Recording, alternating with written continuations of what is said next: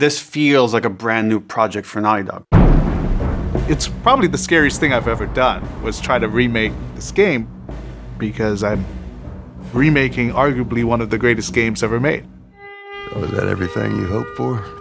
What you're seeing is so much closer to the original, very expansive vision for what this game was going to be. When we were working on the first game, we hit our limit, right? We hit how much the PlayStation 3 could do as far as how dense the foliage could be, the kind of shadows we could have, the lighting models.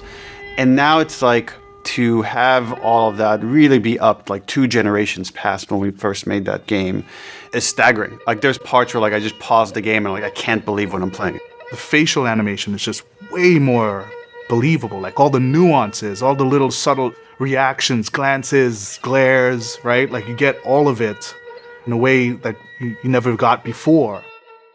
I was just playing the outskirts. So it's the part where you leave the quarantine zone, the safety of the military, and you go outside for the first time, and seeing Ellie's animation, how she's reacting to it, the rain, the 3D audio that the PS5 allows us, it really creates a much more immersive, and because of that, much more emotional experience. One of the things I absolutely love with the 3D audio in The Last of Us Part 1 is being able to hear an enemy before they sneak up on you. Having that reaction of like hearing, turning, seeing, reacting, it just really heightens that sense of just being grounded. You are in this character, you are in this world. I get it. So we have haptics from the weather. So if you're walking in the rain, you're getting those pitter-patter of raindrops and thunder or snow. So it's what you're feeling on the stick as you're playing the game. Watch out! Playing as Joel with these hunters coming over like a wall and they're trying to like pin me and Ellie. And I'm feeling the haptics as I pull the trigger, feeling the haptics as I'm getting hit. I'm actually, as I talk about it now, I'm like excited to go back and like replay that sequence. I'm way more invested in ways that I didn't think I can feel. Sometimes I lose myself, and I played it before hundreds of times, but it's like it's a reliving of that experience, which is incredible.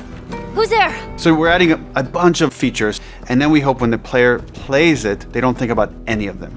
That you're just in this visceral, intense experience. And those are the moments in all art forms you live for, that connection with a character that's real and deep. I'm in there with them, and I'm captivated by it. It's the high tension moments, it's the low tension moments, it's all of it feeling grounded, feeling lost in the story and going along the journey of these characters. And I'm envious of people that get to play it for the first time because they get to experience like the ultimate version of this story in this game and Joel and Ellie's journey.